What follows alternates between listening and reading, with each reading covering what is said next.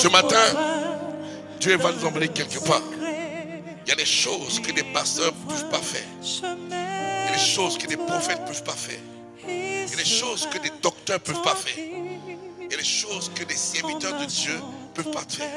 Ceux qui sont capables de faire ces genres de choses, c'est des maîtres. Ce qu'on appelle les maîtres. Ou du moins ceux que Dieu a appelés des sacrificateurs assermentés. Ce n'est pas une histoire de prédication. C'est une histoire d'orientation et de l'écoute de la voix de Dieu. Dieu a donné des dons à tout le monde. Mais à certaines personnes, à peu de personnes, il a donné ce qu'on appelle la solution. On dit il y a beaucoup d'appelés. Un appelé, ce n'est pas n'importe qui. Parce que Dieu l'a connu. Et Dieu l'a prédestiné à quelque chose. Et puis Dieu l'a appelé maintenant. Donc s'il n'a pas de prédestination, il ne peut pas être appelé. Et si Dieu l'a appelé, forcément, il sera justifié. Cependant, il y a des élus. Ils sont peu. C'est des solutions neuves. Donc un appelé arrive. Il t'oriente. Il t'envoie quelque part. Mais ils sont un. Et tu choisis où tu veux être. Il faut dire, je suis au terminus de mon problème. Le caractère de ton ami peut faire que la réclamation de ton ami là peut te toucher. Tu peux être infecté. Tu ne peux pas dire impacté dans le mauvais sens. On a pris l'exemple d'Abraham et de Lot. Où Dieu a dit à Abraham, quitte ta famille idolâtre là, quitte là-bas, sors de là. Mais ça, moi, c'est à toi, je me suis révélé. Alors sors de cette famille-là, sors de la maison de ton père et va où je t'emmène. Et il est parti avec qui? Son neveu. Son neveu qui est le fils de son grand frère, qui est un idolâtre aussi, qui a été enseigné dans l'idolâtrie. Et lorsque son neveu le suit, il le suit avec l'enseignement de son père. Et du coup, la réclamation de ces génies-là ont commencé à fatiguer Abraham. Au point où, lorsque Dieu bénissait Abraham, la grâce descend sur tout le monde. Le petit pense que c'est ces prières qu'il fait dans le secret là. C'est ça qui le bénit comme ça. Du coup, il commence à être arrogant à son oncle. Mais quand tu ne penses pas que c'est ton oncle, tu t'appelles frère. Oui, prends ta route. Moi, je veux la paix. Mais c'est lui qui a créé la situation. Il a accepté son neveu dans la course. Retourne. On n'a qu'à se séparer. Et c'est pour cela que je vais dire ici à quelqu'un, si tu n'arrives pas à pouvoir discerner la personne avec qui tu marches, si tu n'es pas à discerner l'impact qu'elle fait sur ta vie, tu as un problème. Il y a forcément un impact. Soit il est bon, soit il n'est pas bon. Jamais tu vas marcher avec quelqu'un et puis c'est neutre. C'est pas possible. Il y a forcément quelqu'un qui impacte son camarade. Et c'est pour ça que la réclamation se lie pas simplement à ton hôtel familial, mais peut l'hôtel de ton camarade, l'hôtel de la famille de ton ami, l'hôtel de la famille de ta voisine dont tu marches elle là, peut affecter ta vie. L'hôtel étranger là peut affecter ta vie. Donc on a dit ce matin qu'il y a une manière de sortir de là. Tu peux t'en débarrasser.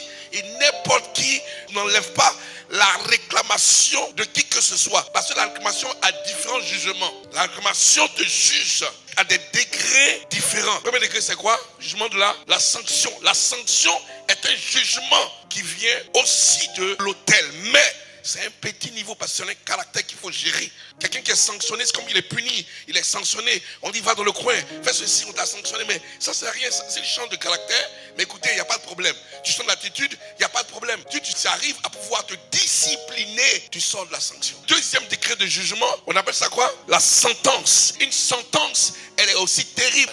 Tu as grandi dans la maison familiale et voici que pendant que tu étais avec ton papa et ta maman, on a envoyé ton cousin. On a envoyé ta cousine. On a envoyé des gens vivre avec toi. Et tu as grandi pas seulement avec tes frères et sœurs, mais tu as grandi avec tes cousins qui ont fait CP1, CP2, le primaire, le secondaire. Avec toi, tu as stagné. Et la cousine, le cousin est parti. C'est dans ta maison familiale qu'elle a pris la grâce pour partir.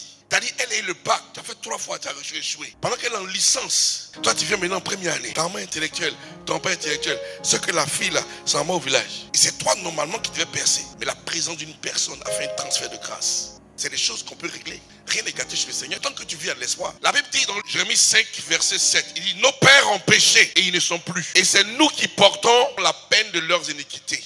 Des esclaves dominent sur nous et personne ne nous délivre de leurs mains. Alléluia. La Bible nous parle de 3 degrés de jugement. Le degré de la sanction, le degré de la sentence et le degré de la peine. Et nous voyons que lorsque Dieu veut nous libérer d'une situation, il nous révèle l'état de notre avancement par rapport à l'âme. Nous n'avançons pas par rapport à l'esprit. Nous avançons par rapport à l'âme. Sur la terre des vivants. L'homme est un esprit dans un corps, mais qui possède une âme, qui possède, qui contrôle, qui maintient et qui coule l'âme où il veut, comme Dieu explique dans le livre de Proverbes. Il dit le cœur du roi est dans le creux de la main de l'Éternel. Il incline quand il veut comme un fleuve. Vous comprenez? C'est comme ça que Dieu pose en nous notre âme. Nous inclinons là où on veut. Nos désirs sont faits en fonction de notre volonté. Dis amen à ça. Et Dieu nous emmène quelque part pour nous dire que, étant esprit, on peut contrôler notre âme. Ce n'est pas l'âme qui contrôle notre esprit. Tu n'es pas une âme. Tu ne peux pas être ce que tu possèdes. Non. Est-ce que tu as une voiture? Tu n'es pas une voiture. Tu es le propriétaire de la voiture.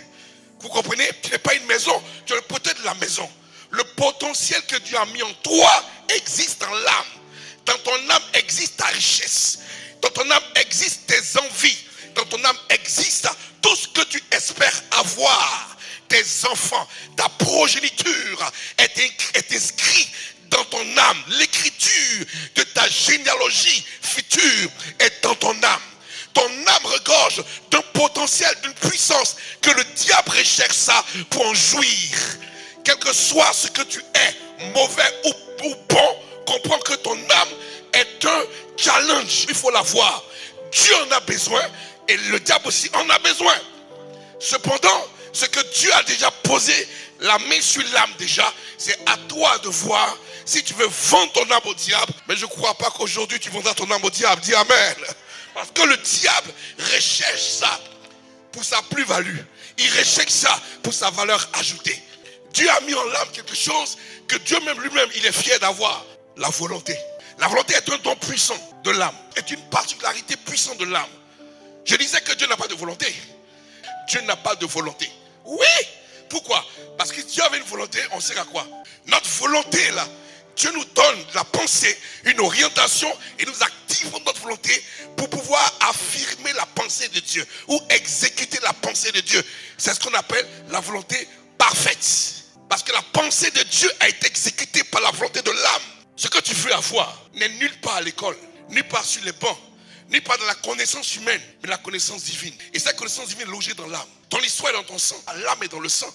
L'âme est protégée et invisible, est un spectre divin qui circule dans le sang. Même les globules sont vus par microscope, mais l'âme est dans le sang. Pourquoi?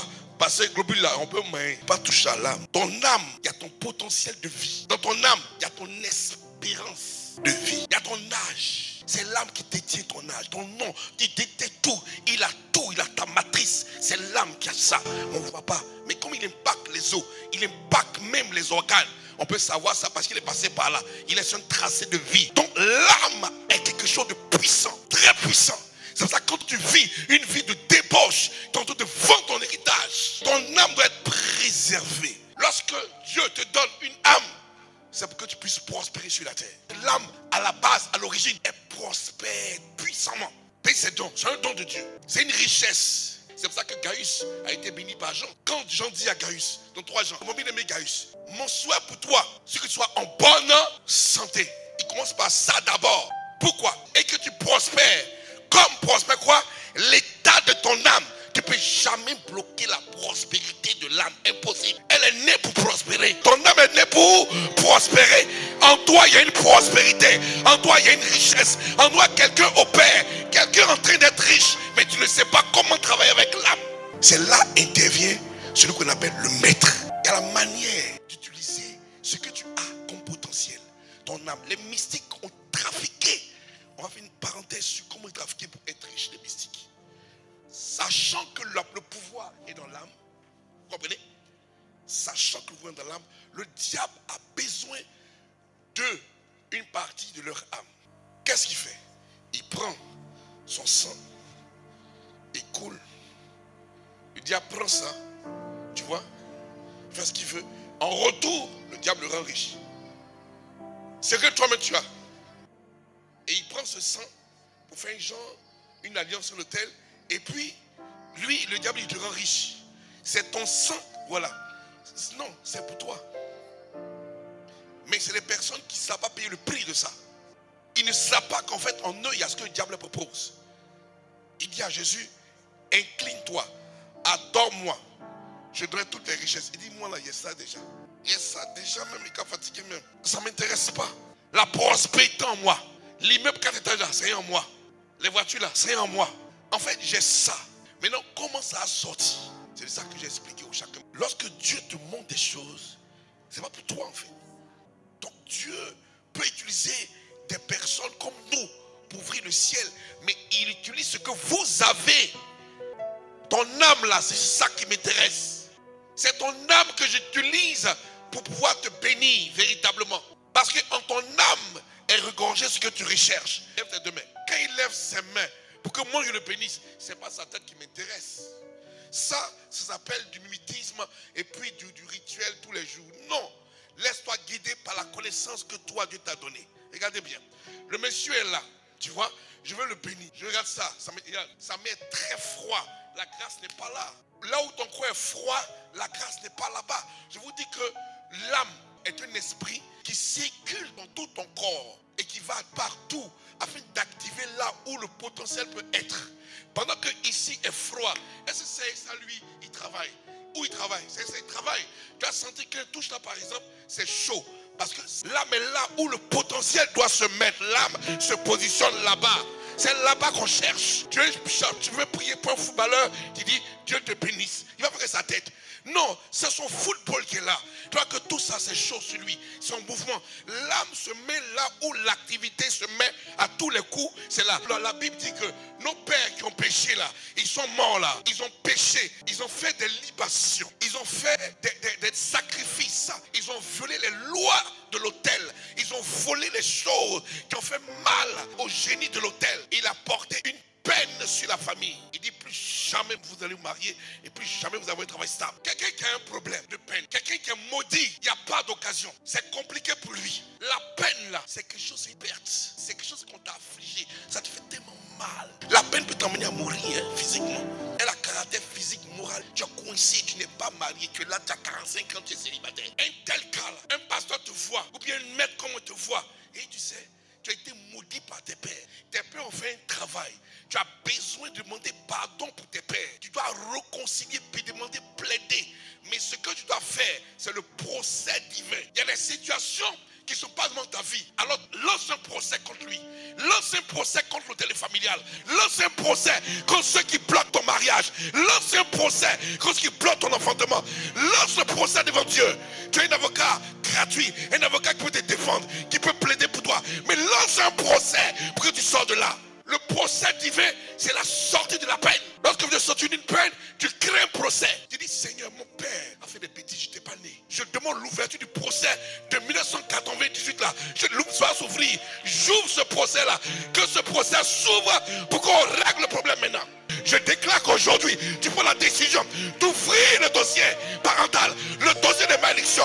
Le dossier là, il faut ouvrir ce dossier. La Bible dit, lorsque on devait bénir, par exemple, Mardochée, lorsque Esther a accusé Naaman, il a dit, ouvrez mon livre de souvenirs. Il a dit quoi? Le dossier doit ouvrir. On ouvre le dossier et on regarde qui a fait du blanchiment. On dit, Mardochée, appelez Mardochée, mettez-le sur le cheval et qui marche. Naaman, prends-le et tourne ça et marche à lui. Je déclare qu'aujourd'hui, celui qui t'a accusé, qui a accusé tes parents, qui t'a condamné, aujourd'hui, il va tomber de l'eau, tomber du cheval. Et c'est toi qui as monté sur le cheval là. Et c'est lui qui va faire le tour. Quand on parle de peine, c'est juridique. Sentence, c'est juridique. Sanction, c'est juridique. La juridiction là, elle est aussi sur la terre comme au ciel. La Bible dit dans Colossiens chapitre 2, il dit, l'acte dont les ordonnances te condamnaient et qui persistait, lui Dieu, il a effacé ça. Il a coulé ça à la croix, il a effacé et il a dépouillé les dominations. C'est qui les dominations? Ce sont ceux qui accusaient tes parents. Il y a un dossier dans ma famille que je vais ouvrir.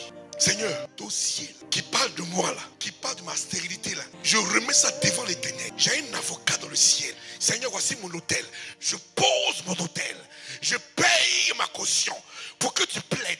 Je veux que tu plaides. Je vais parler à quelqu'un. Je vais dire, il faut que tu dises le dossier qui m'intéresse, le dossier qui fait que j'arrive pas à signer CDI, à me marier, à avoir ma maison, à avoir ceci. J'ouvre ce dossier dorénavant que l'ange de l'Éternel, mon ange qui voit ta face tous les jours là, je commande à cet ange d'aller ouvrir le dossier dont je suis pas au courant, qui remet ça sur la table de Jésus et il lui mon avocat, il puisse plaider pour moi.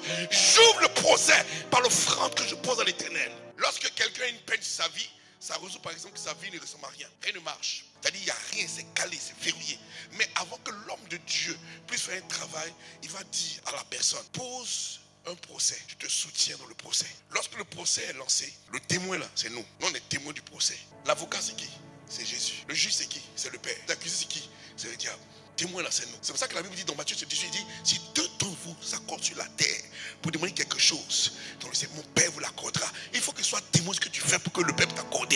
Donc si tu poses un procès, moi je suis témoin de ça. Et lorsqu'on s'accorde, l'avocat ne t'a pas poto, Jésus va toujours gagner. Tu vas sortir de là parce que ton hôtel a parlé, ton offrande a parlé, le dossier est sorti, le dossier a été mis sur la table et Jésus a ouvert le dossier. Il dit mais qui a dit que Virginie était comme ça? Et le diable sait que personne n'ose ouvrir le dossier du diable pendant qu'il a possède ta famille. Tu peux être chrétien, libérer la condamnation, mais tu es sous peine. Le chrétien ne connaît jamais ses droits. Le seul droit que le chrétien connaît, pas commettre de meurtre, pas commettre d'adultère. Tout c'est défendu. Il ne connaît pas pour prospérité. Pas mentir, pas voler, pas tricher. Ça, c'est la constitution des chrétiens. Ne triche pas, ne vole pas, n'insulte pas. Ça, le chrétien est résolu à cette constitution. Il ne sait pas que son âme est une prospérité. Il ne sait pas que sa vie est un exemple. Il ne sait pas qu'il est une étoile pour sa famille. Il ne sait pas que Dieu a dit dans ta vie, il dit tu seras la tête mais jamais la queue. Il ne sait pas que toute âme forgée contre toi sera sans effet. Il ne sait pas que toute langue se lève contre toi, tu peux la condamner. Il ne sait pas que, en fait, il y a tellement de constitutions, de lois établies pour lui dans sa prospérité, mais qu'il est résigné à ce qu'il ne pêche pas. Il n'y a pas d'adultère, il n'y a pas ceci. Mais on ne fait rien ça. Plus tu dis tu n'aimes pas pécher là, péché va te dire bonjour. Mais si tu passes à ta prospérité, tu dis, moi je suis une personne prospère, je suis mal prospère, je domine sur tous mes siens.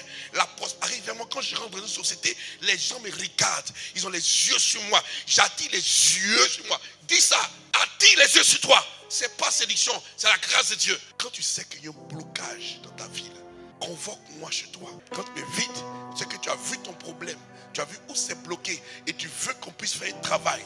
Et on casse ça et on avance selon l'enseignement que tu as reçu.